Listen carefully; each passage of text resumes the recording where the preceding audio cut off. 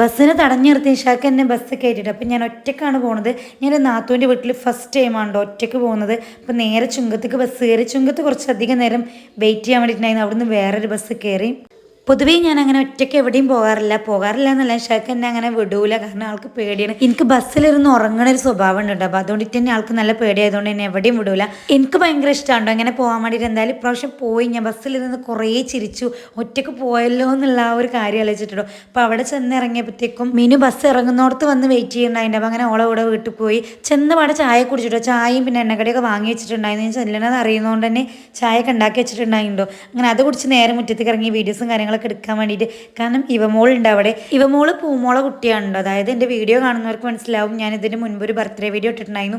ഞാനിവിടെ ഒരു ദിവസം നിൽക്കാൻ വേണ്ടി വന്നാണ്ട്. അങ്ങനെ പിറ്റേ ദിവസം രാവിലെ തന്നെ ഞാൻ ചായയൊക്കെ കുടിച്ച് അടുക്കളയിൽ ചെന്നപ്പോഴത്തേക്കും ഏകദേശം ബിരിയാണിയുടെ പരിപാടിയൊക്കെ തുടത്തിയിട്ടുണ്ടായിരുന്നു താത്ത. അത് പിന്നെ അല്ലെങ്കിലും എപ്പോഴും അങ്ങനെയാണോ. രാവിലെ ഞങ്ങൾ എണീറ്റ് ഫ്രഷായി അടുക്കളയിൽ എത്തുമ്പോഴത്തേക്കും രാവിലത്തേനുള്ളതൊക്കെ റെഡി ആയിട്ടുണ്ടാവും. പിന്നെ താത്ത ഉണ്ടാക്കിയത് ഒരു പണിയും ചെയ്യാതെ എണീറ്റ് കഴിക്കുക എന്ന് പറയുന്നത് വേറൊരു സുഖമുള്ള പരിപാടിയാണല്ലോ. അപ്പം എനിക്ക് ഭയങ്കര ഇഷ്ടമാണ്. എനിക്കെന്നല്ല, ഞങ്ങൾക്ക് ഭയങ്കര ഇഷ്ടമാണ് താത്ത ഉണ്ടാക്കിയ ഫുഡും കാര്യങ്ങളൊക്കെ കഴിക്കാൻ വേണ്ടി. നല്ല ടേസ്റ്റ് ആണോ. രാവിലത്തെ കറികളൊക്കെ നോർമൽ കറികളാണെങ്കിൽ പോലും നല്ല ടേസ്റ്റ് ആണോ. ഞങ്ങൾ എപ്പോഴും ദോശ മതി എന്നാണ് പറയാം. അപ്പം അതിന് നല്ല ടേസ്റ്റുള്ള കറികളും ഉണ്ടാവും. ഇവമോളെ കളിപ്പിക്കുന്നതിനിടയിൽ വെറുതെ അടുക്കളയിൽ പോയി ചെറിയൊരു വീഡിയോ എടുത്തിട്ട് വീണ്ടും തിരിച്ചു വന്നു.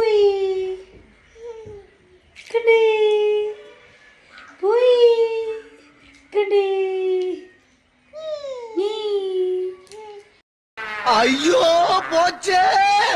ഇവമോളോളം ഉമ്മാൻ്റെ അടുത്ത് അല്ലാതെ ഇങ്ങനെ സെറ്റായിട്ട് ഇരിക്കാന്ന് പറയുന്നത് ഭയങ്കര ടാസ്ക് പിടിച്ച പരിപാടിയുണ്ടോ. അപ്പം ഞാൻ അങ്ങോട്ട് എടുത്ത് പോയി അങ്ങോട്ട് സെറ്റാക്കി കുറച്ച് നേരം ഇരുന്ന് കുറച്ചധികം വീഡിയോ ഒക്കെ എടുത്തിട്ടുണ്ടായിരുന്നു. ഉച്ചയായപ്പോഴത്തേക്കും ഞങ്ങൾ ബിരിയാണി കഴിക്കാൻ വേണ്ടി ദമ്മൊക്കെ പൊട്ടിക്കുന്നുണ്ട്. ദം പൊട്ടിക്കുന്നത് ഞാനാണ്ടോ. നല്ല ടേസ്റ്റുള്ള ബിരിയാണിയായിരുന്നു. ചൂടോടെ കഴിക്കാനും പിന്നെ രാത്രി കഴിക്കാൻ അതിനേക്കാൾ ടേസ്റ്റ് ഉണ്ടായിട്ടുണ്ടോ. അപ്പം ഞാൻ വേഗം ഫ്രഷായി വന്ന് ഫുഡൊക്കെ കഴിച്ചു.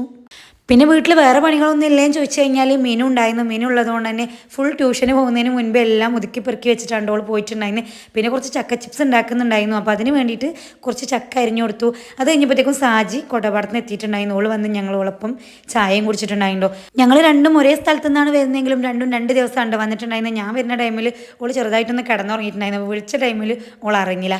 എൻ്റെ വരവ് പെട്ടെന്നുണ്ടായതാണ്. അതുകൊണ്ടിട്ട് തന്നെ മുൻകൂർ പ്ലാൻ ചെയ്യാൻ വേണ്ടിയിട്ട് പറ്റിയില്ല. എന്തായാലും ഞാനൊരു ലോങ് വീഡിയോ ഇടുന്നുണ്ടെങ്കിൽ വിശദമായിട്ട് പറയട്ടോ. പിന്നെ സാജി വന്നാലേ ഞങ്ങൾ പഴയ നൊസ്റ്റൊക്കെ ഒന്ന് ഉണർത്താൻ വേണ്ടിയിട്ടൊന്ന് പുറത്തൊക്കെ കറങ്ങി ഞങ്ങൾ രാത്രി വന്ന് ഫുഡും കഴിച്ച് നേരെ കിടന്നുറങ്ങിട്ടോ.